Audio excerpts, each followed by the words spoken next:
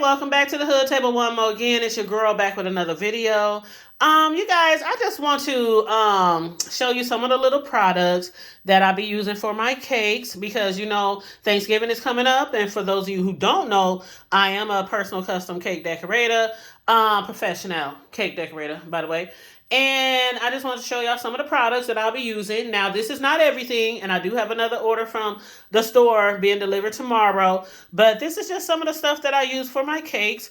I do over 30 different flavors, but for my holidays, I keep it limited to certain cakes, and those are like my most requested cakes because time is limited. I not only got to make cakes for people, but I have to do my own meals, my own desserts, and things like that. So with my holiday orders, it's the strawberry crunch shortcake cheesecake, the banana pudding cake, the Oreo cake, the Reese's peanut butter cake, and my carrot cake. So here's some of the products that I'll be using. My vanilla wafers, of course, for the banana pudding cake. I also use them for my cheesecake crust as well, for my strawberry crunch shortcake cheesecake, because it's a 4-layer cake with cheesecake layers in between. So as far as like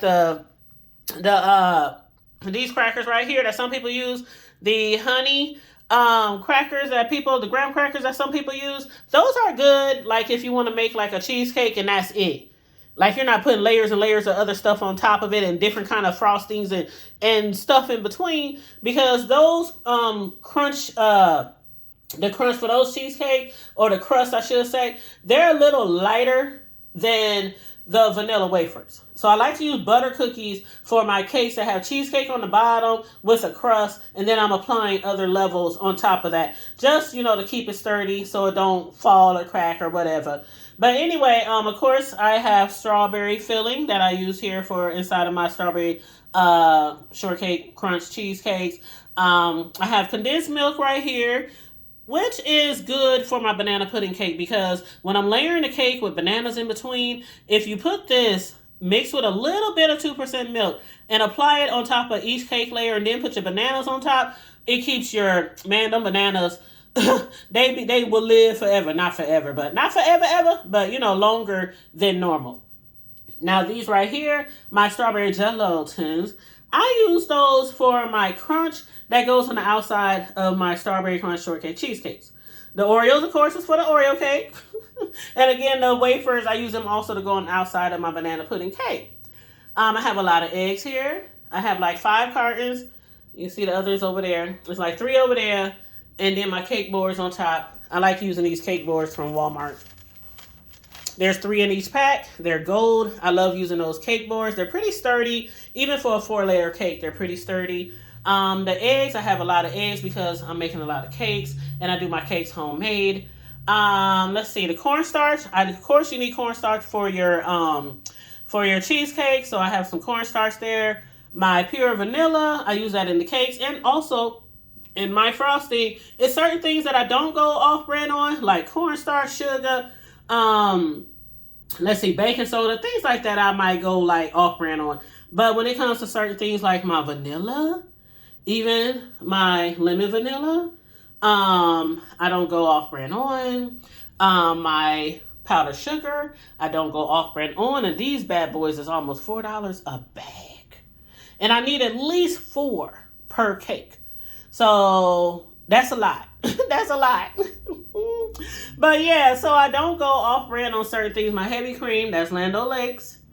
Can't go off-brand on that either. Now, no judgment for the people who do use off-brand supplies or ingredients. But for me, being a cake decorator, a baker for years and years and years, I have had the best result using mainly brand name products.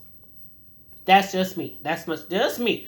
So don't let me entice you into, increasing your product prices or whatever, changing how you do things. This is just me. Now, in my other fridge, because I have several fridges, I have a whole bunch of butters. I have a whole bunch of cream cheese. I have milks. I have the vitamin D, which I use for my frosting. I also have like the 2% milks, which is something I use in my vanilla cake. So my banana pudding, vanilla cake, I should say.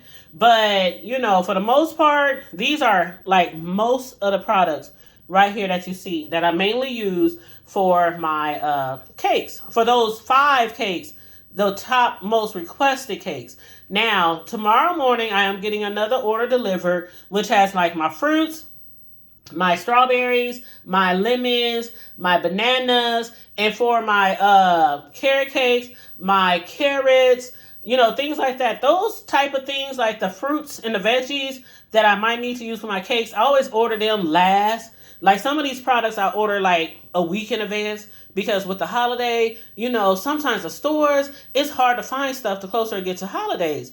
So with some products I order in advance. One time I went to the store, it was around Christmas, and there was no powdered sugar. It was no powdered sugar on the shelf. And this was a few days before the holiday. I learned my lesson. So certain things I get weeks in advance because when it's just for you, that's one thing. But when you have orders that somebody had already paid for and that they are expecting, you can't be like, I'm going to give you your money back because they ran. No, you're going to have to hop and go store to store to store to get the products you need. And that's what I literally had to do. I was calling every store. Everybody was, I don't know what was going on that year, but everybody was out of powdered sugar. So that's a tip too. If you are, if you're a chef, you already know that. But even with bakers, buy your stuff in advance. The fruit and vegetables and things like that, I wait last minute because I want them to last as long as possible before I put them or have to use them in my desserts. So that's on that. Tomorrow I'll get started making my cakes. I always make my cakes like day one. I make all the cakes. And then I just be baking all day long. And then the next day, I make all my different frostings and fillings for each cake. And then after that, that's when I start putting all the cakes together. So I try not to do everything all at once to burn myself out because literally I'll be working like overnight before the holidays. And I literally finish up like the holiday morning. So these cakes that I am doing this holiday, they'll be ready Thanksgiving by like 10 a.m. Everybody knows. Only got one new customer this year. The rest of them are repeated customers. So they know, stop what you're doing because you're going to have to come pick up your cake because I'm going to start doing my own thing, right? Some people be like, well, can you drop them off? No, I cannot. I'm up here making all these orders for other people. I can't stop what I'm doing and, go drop you off a cake. So, you got to do what you got to do. Send a kid, send an uncle, send a grandma while y'all cooking and enjoying your holiday. Send somebody to come pick up this cake, okay? But, so all my cakes will be done Thanksgiving morning. And then, also, after I finish everybody else's cake, that's when I start working on my own desserts and then on my foods as well. So, this year, I'm not doing traditional Thanksgiving. I'm a little burnt out on traditional Thanksgiving. So we're doing like lasagna, salad, pasta, and also like garlic bread, things like that. That's what we're doing. And I'll probably do traditional on Christmas. My youngest son even brought home a turkey last week. He said, Mom, this is for Thanksgiving. I said, put it in the freezer because it will be for Christmas because I had already decided I'm not doing traditional for Thanksgiving. But for those of you who are, no matter if you're doing traditional, no matter if you're eating out or ordering in or whatever, I just wish you all a blessed, joyous holiday week. Enjoy your family and friends. Make a lot of memories. Spend time with your loved ones because time is so limited and time is so short. And we all know that, right? We all know that.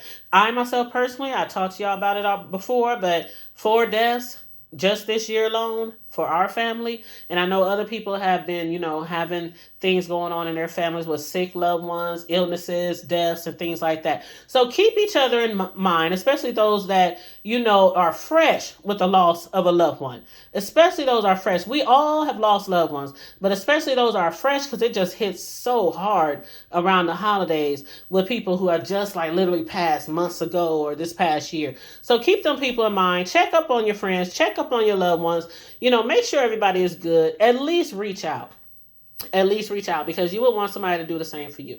But other than that, you guys, please make sure you like and share the video. If you're new here, please feel free to subscribe to the Hood Table. I've tried to go live again this week. I'll try, but your girl, I'm going to be busy.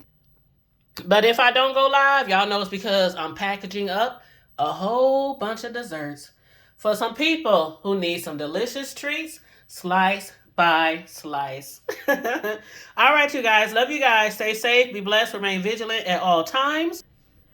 And always remember to keep it